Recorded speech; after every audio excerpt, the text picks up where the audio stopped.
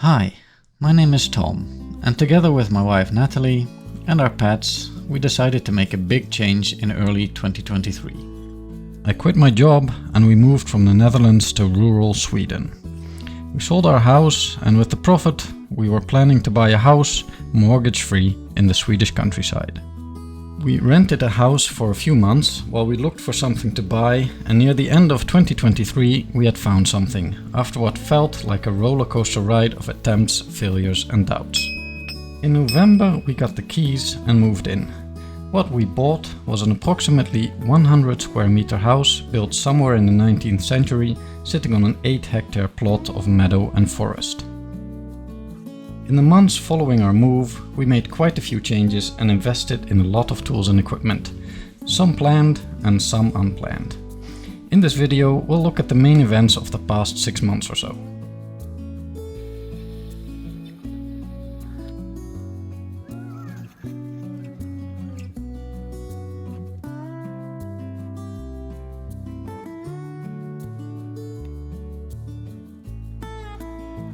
Our house sits nicely in the middle of our long, narrow 8-hectare plot. The house is about 200 meters from a quiet gravel road, and we also have a bit of land on the other side of that road.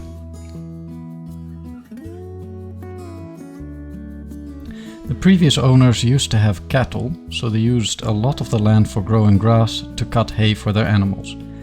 Our hay barn was also entirely filled with the stuff when we bought the house, which was quite a job to empty. The house itself was in good condition with aluminium on both roof and facade, and an inspection by a professional showed no points of worry other than the roofing nails needing possible replacement with screws in the near future, and the fascia boards being in urgent need of a paint job. It's not a big house, but we're only with 2 people, 2 dogs and 2 cats, so it would suit our needs quite well. There's a wood-burning stove in the kitchen that heats up the water for the central heating and showering as well. This is one of the first things we made some alterations to. We added an extra electric boiler so we can also shower in the summer without a need for a fire in the kitchen. This is kind of a good summary of the rest of the house as well. It all works, but it needs updating, mainly adjusting to our taste and desired level of comfort. At the start there were 3 bedrooms upstairs, leading off of a spacious hallway. When we tried to fit our bed into one of the bedrooms on the floor plan, we quickly realized all of the bedrooms would be too small. So we decided to merge the 2 smaller bedrooms into one.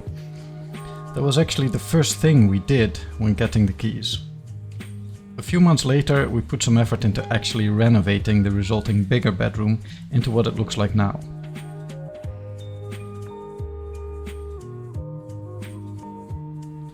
All in all, some walls were moved around together with the door. The ceiling needed to be filled in where there was an enormous built-in wardrobe. We placed a new floor, we wallpapered the walls and did some painting to make it all look fresh but still in keeping with the Swedish country style.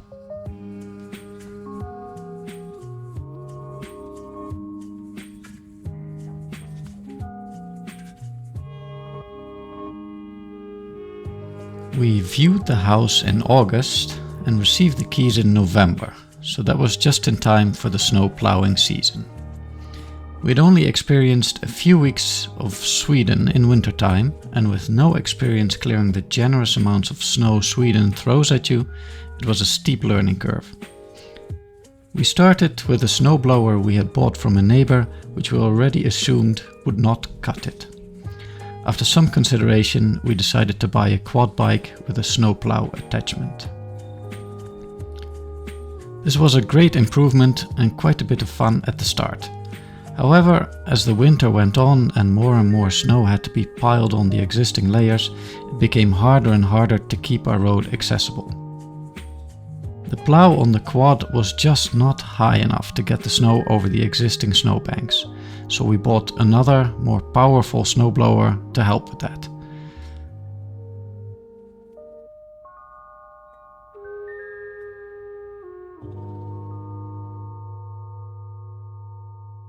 We learned from neighbors that this year the snow was worse than normal, but it still made us realize that these winters were not for beginners. At the end of the winter, another challenge presented itself: black ice. Our car had spike tires, but for walking and plowing it added another level of difficulty and even more tools and attachment to be bought for quad tires and walking boots. We also decided that winter would be a good time to visit friends and family in the Netherlands, but not being allowed to drive our spike tires there, we changed to normal winter tires for the trip and we returned home almost not being able to drive up the hill because of the black ice. Another side effect of clearing your driveway of snow by plowing is that the snow ends up covering up the ditches on the side of the road, so it gets difficult to see where the road ends and the ditch begins. That's why on many roads in the winter in Sweden you see plastic pins by the side of the road. This way the snow plow can still see where the side of the road is. We didn't think that was necessary for our driveway though, but we found out the hard way that it was by driving the car into the ditch and not being able to get it out ourselves. It was a good opportunity to meet some of our new neighbors though, and there was no harm done in the end. However, it does make you realize how dependent you are on a car living here, especially in wintertime.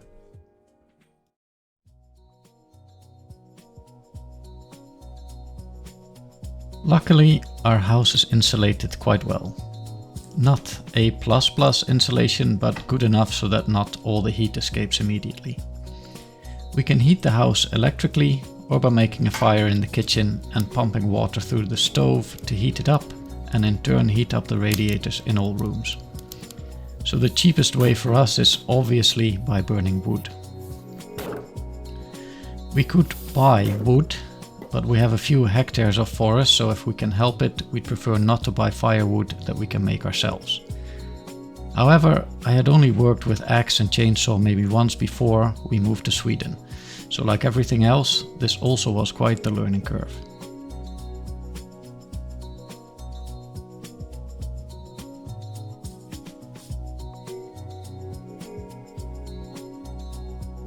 I started by myself on some small trees and then took a course to be able to more confidently tackle the larger trees.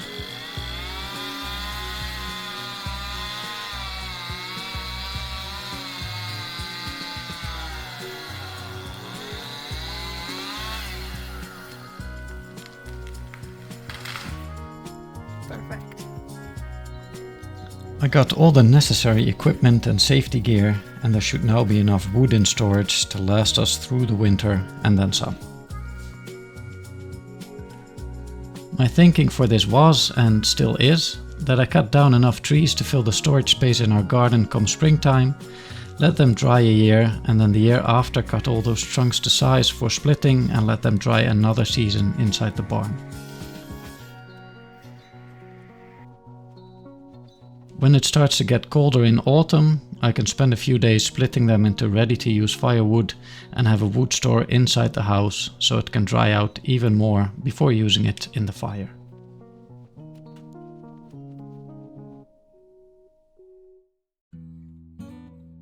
With all this cutting down of trees, you end up with many cut branches or smaller trees that are not worth the effort of processing into firewood.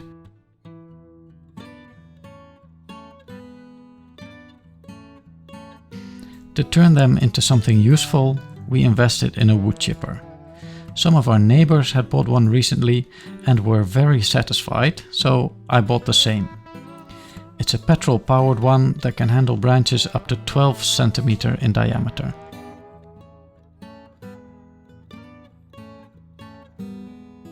We now store the wood chips in one of the small buildings that didn't have a purpose yet, so we can easily grab some if we need it in the garden.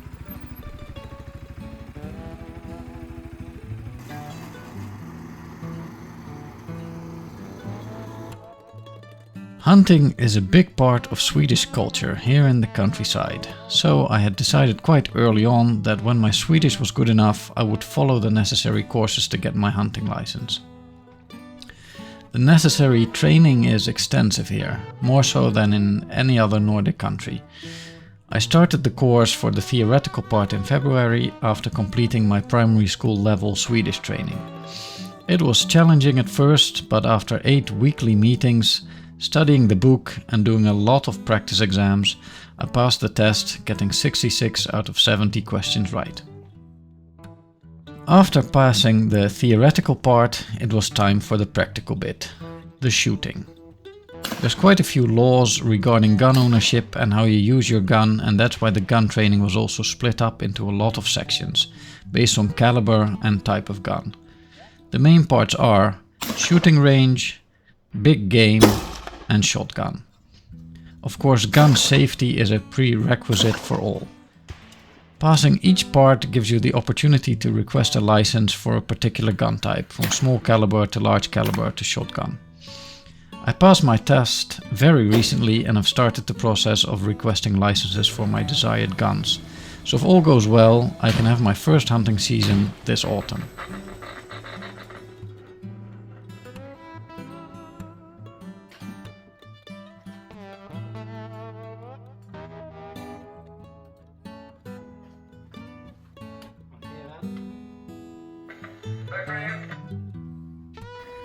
As mentioned, our 8-hectare plot consists of mainly meadows and forest.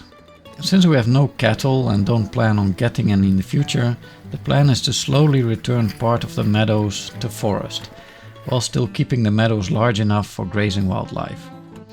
So this year in early spring I've transplanted some trees that were in less desirable spots to the lower part of one of the meadows. I'll check back next year to see how many have survived and seem to be doing well, and will adjust accordingly.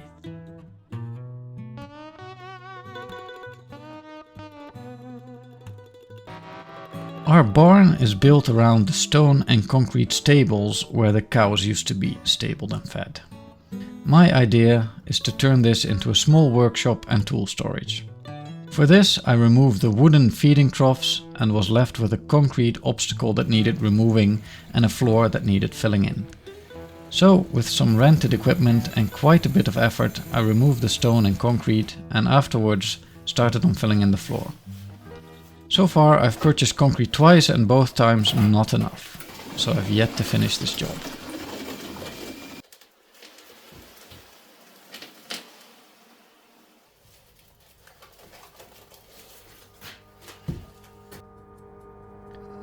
To extend the growing season for some selected vegetables, our original idea was to build a greenhouse onto the house, so it would be heated by the warmth of the house and the sun in early spring and in the autumn when the nights can be quite cold.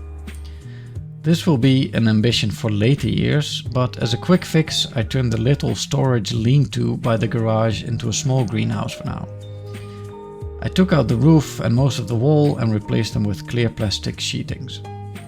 I originally intended to use insulated plastic sheeting, but the cost of those was so high that I changed my mind while at the hardware store. The lean-to didn't have a front wall, so I had to build that, and that was the first time I made a stone wall foundation.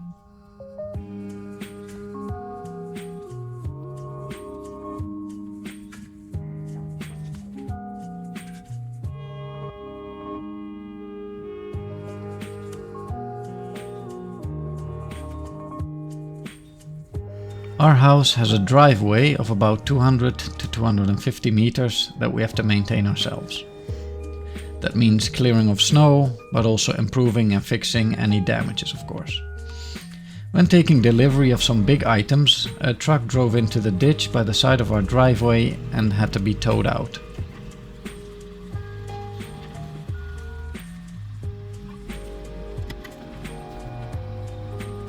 The accident with the truck caused some damage, and because of that, and the fact that the driveway already wasn't in the best of conditions when we bought the house, we decided to ask around about some fixes and upgrades. One of our neighbors co-owns the local groundworks and road maintenance company, and we met him at the yearly road maintenance meeting, so we asked him about options. He came by, gave us an estimate, and came back the next week to start the work. He started by digging out the ditches so they became wider, and a few weeks later his colleague came back to pour on 64 tons of new gravel.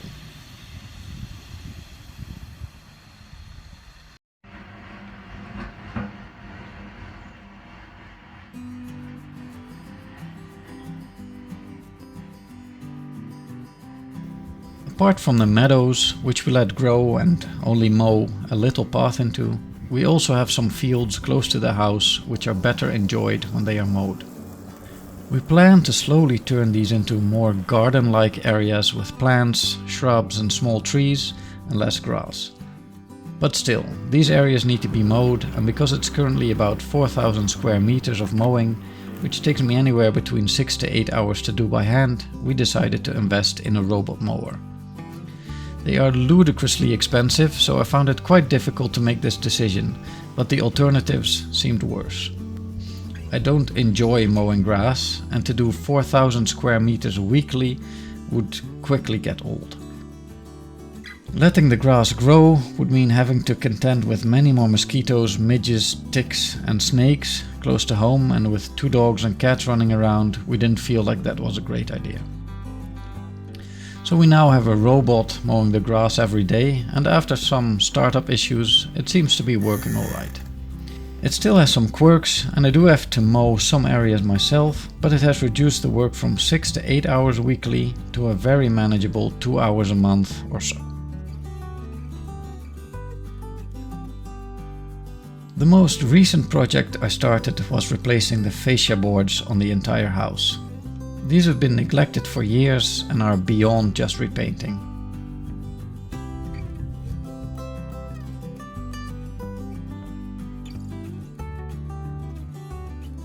I've started on the part of the house I can reach by ladder, but for the rest of the house I'm going to need some more equipment to be able to work at height. So these were our past and current projects, but what do we still have planned for the future? For the near future, we are working towards renovating the kitchen, which starts with replacing the wood-burning stove with one that does the same job but is much smaller. This way we have a bit more space to place a larger induction stove with oven and space for more kitchen work surfaces.